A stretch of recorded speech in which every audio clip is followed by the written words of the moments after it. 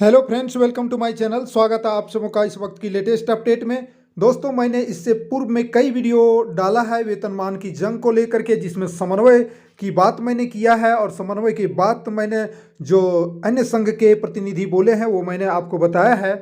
लेकिन इस वक्त जो है बातें ये क्लियर आ रही है कि टेट पास वाले के बारे में कई तरह की बातें जो है चिढ़ाने वाली बात बोली जा रही है। मैं आपको स्पष्ट कर देना चाहता हूं कि टेट पास वाले पहले से ही धरना पर बैठे हुए हैं। भाई, मेरे वीडियो में कमेंट भी आते हैं कि सर आप टेट को ज़्यादा सपोर्ट क्यों करते हैं। भाई, मैं टेट को सपोर्ट नहीं कर रहा हूं, ना ही आकलन को सपोर्ट कर रहा हूं, ना ही प्रशिक्षित को सपोर्ट कर रहा हूं। मेरा सपोर्ट तो तीनों के लिए है समान, क्योंकि 62,000 सहायक अध्यापक हमारे झारखंड के मूल निवासी हैं और मूल खांटी कह सकते हैं। इनको वेतनमान से वंचित करना बहुत ही दुख की बात है दोस्तों, बहुत ही असहनीय बात है।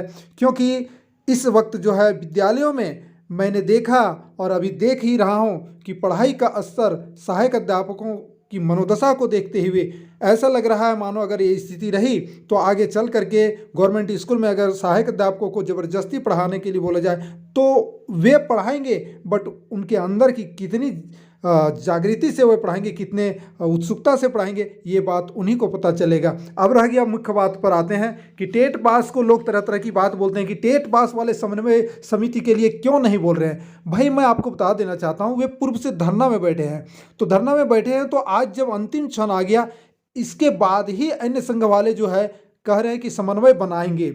लेकिन जब लगभग 70-75 दिन होने चले और उनके पास कोई भी प्रतिनिधि जो है जाकर के संवेदना नहीं व्यक्त किए कि भाई इस तरह से आज 50 दिन के बाद भी गए रहते कि 50 दिन गुजर गए, ऐसे कैसे होगा, हम लोग चलिए सभी एक गुट बनाते हैं और आपस में सरकार के विरुद्ध जो है आंदोलन करेंगे और बहुत ही अच्छे रणनीतिक तरीके से करेंगे।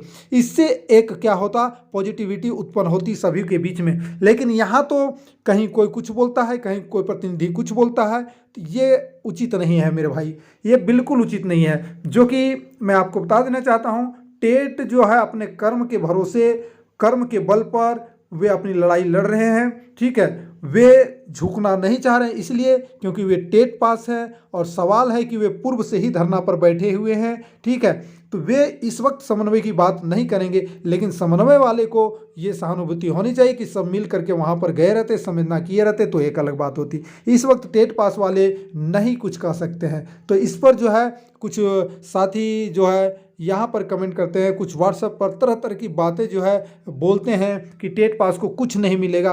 भाई, टेट पास को मिले या ना मिले वो आपके साथ लड़ना नहीं चाहते, ये भी बात क्लियर। वो कुछ टेट की तरफ से कुछ आपको बोला नहीं जा रहा है, लेकिन अन्य संघों के प्रशिक्षित आकलन संघ के जो अग्रणी नेता है, प्रतिनिधिगण है, उनके द्वारा ये बोला जा रहा है कि हम टेट के साथ नहीं जाएंगे।